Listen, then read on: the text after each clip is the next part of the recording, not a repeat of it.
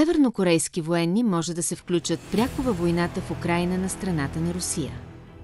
Скорошни анализи и разузнавателни данни на Южна Корея подсказват, че Северна Корея обмисли изпращането на свои войници в зоната на конфликта в Украйна, ход, който може коренно да промени съотношението на силите на бойното поле.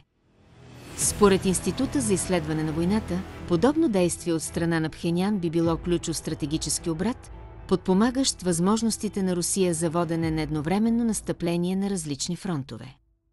На 26 юни агенция Reuters цитира южнокорейски парламентарист, запознат с разузнавателна информация, според когото Пхенян има планове да изпрати свои бойци в Русия още през лятото на 2025 година, вероятно през юли или август. В същото време Северна Корея продължава активно да снабдява Русия с боеприпаси, артилерийски снаряди и ракети подкрепа, която се оказва все по-важна за изтощените руски сили. Този възможен съюз между Москва и Пхенян на практика би означавал, че севернокорейски войски могат да действат на територията на Украйна под командването на руските военни. Това би представлявало сериозен прецедент и би могло значително да повлияе на динамиката на войната, особено предвид трудностите, които Русия изпитва при провеждането на мащабни едновременни офанзиви. Сближаването между Русия и Северна Корея вече не е просто дипломатическо, а започва да се материализира и на терен. По време на посещението си в Пхенян, бившият руски министър на отбраната и настоящ секретар на Съвета за сигурност Сергей Шойгу обяви, че Северна Корея ще изпрати в Курска област хиляди свои граждани, включително 1000 сапьори и 5000 военни строителни работници. Те ще участват в усилията за възстановяване на инфраструктурата, повредена по време на украински нападения. По думите на Шойгу, решението е взето лично от севернокорейския лидер Ким Чен Он, а работата по възстановяването ще започне веднага след като бъдат разминирани ключови територии в региона.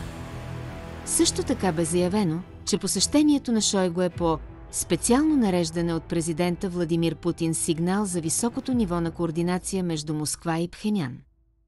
Освен конкретната военна и строителна помощ, по време на срещата между двете делегации са били обсъдени и по широки геополитически теми, включително отношението към САЩ, положението в Украйна и ситуацията на Корейския полуостров.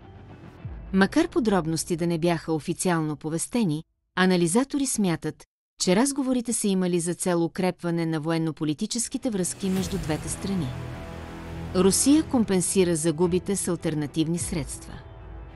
На фона на очакванията за севернокорейска подкрепа, Русия продължава да изпитва затруднения с поддържането на съвременен военен арсенал. Сателитни снимки сочат, че страната продължава да възстановява стара съветска техника, съхранявана в складове. В същото време, поради мащабните загуби на бронирана техника през 2024 година, руските войски все по-често разчитат на леки транспортни средства като мотоциклети и бъгита в бойни действия на фронта. Доклад на Британския международен институт за стратегически изследвания от февруари 2025 година посочва, че Русия е изгубила над 3700 бронирани машини само през предходната година. Това поставя сериозни въпроси относно възможностите на страната да компенсира подобни загуби с лека и незащитена техника, поне в дългосрочен план. Междувременно Западът продължава подкрепата си за Украйна. На фона на нарастващата военна ос на Москва и Пхенян, Украйна също търси начини за засилване на своята отбранителна способност.